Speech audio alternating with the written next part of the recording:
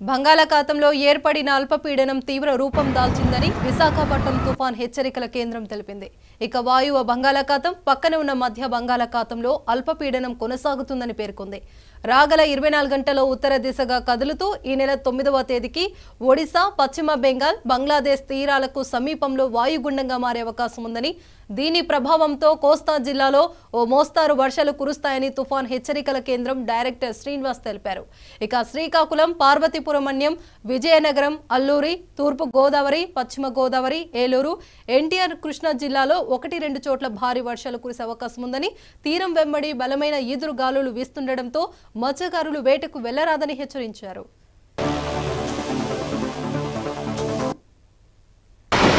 మధ్య బంగాళాఖాతం మరియు దానికి దగ్గర ఉన్న ఉత్తర బంగాళాఖాతంలో ఏర్పడిన అల్పపీడనం అది ఈరోజు మరింతగా బలపడి తీవ్ర అల్పపీడనంగా మారి అది ప్రస్తుతం north west and adjoining central బెంగాల్లో నెలకొని ఉంది. అది క్రమేపీ నార్త్వర్డ్ డైరెక్షన్లో వెళ్తూ నార్త్ వెస్ట్ బెంగాల్ అండ్ దాని దగ్గర ఉన్న adjoining Gangetic West Bengal and north west and Bangladesh coast ఈ తీరం చేరే క్రమంలో 9వ తారీఖుకి అంటే 2 days తర్వాత అది మరింతగా బలపడి వాయుగుండంగా మారేటువంటి అవకాశం ఉంది.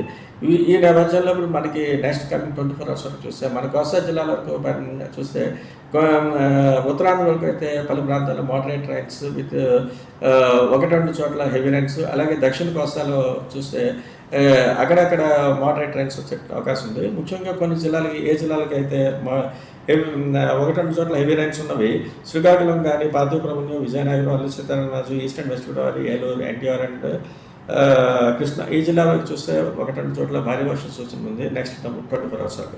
అలాగే నెక్స్ట్ డే 2లో అంటే రేపటి నుంచి చూస్తే ఇది రైన్ఫాల్ యాక్టివిటీ కానీ రైన్ఫాల్ ఇంటెన్సిటీ కానీ పెరిగేటువంటి అవకాశం ఉంది.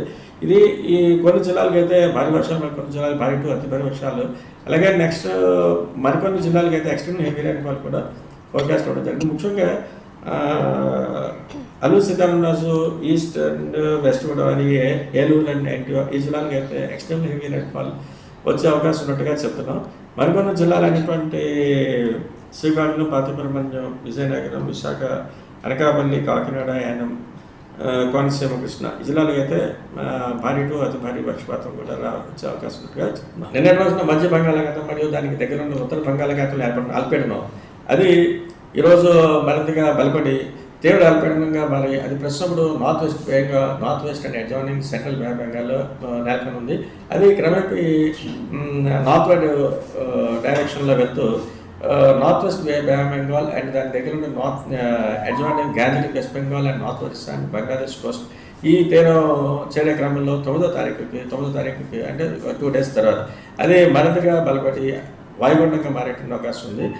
ఈ నేపథ్యంలో ఇప్పుడు మనకి నెక్స్ట్ కమింగ్ 24 hours వరకు చూస్తే మన కోస్తా జిల్లాల వరకు చూస్తే ఉత్తరాంధ్ర వరకు అయితే పలు ప్రాంతాల్లో మోడరేట్ రైన్స్ విత్ 1-2 చోట్ల హెవీ రైన్స్, అలాగే దక్షిణ కోస్తాలో చూస్తే అక్కడక్కడ మోడరేట్ రైన్స్ వచ్చే అవకాశం ఉంది. ముఖ్యంగా కొన్ని జిల్లాలకి ఏ జిల్లాలకి అయితే 1-2 చోట్ల హెవీ రైన్స్ ఉన్నవి శ్రీకాకుళం కానీ, Parvathipuram, Vizianagaram, Alluri Sitaramaraju, east and west Godavari,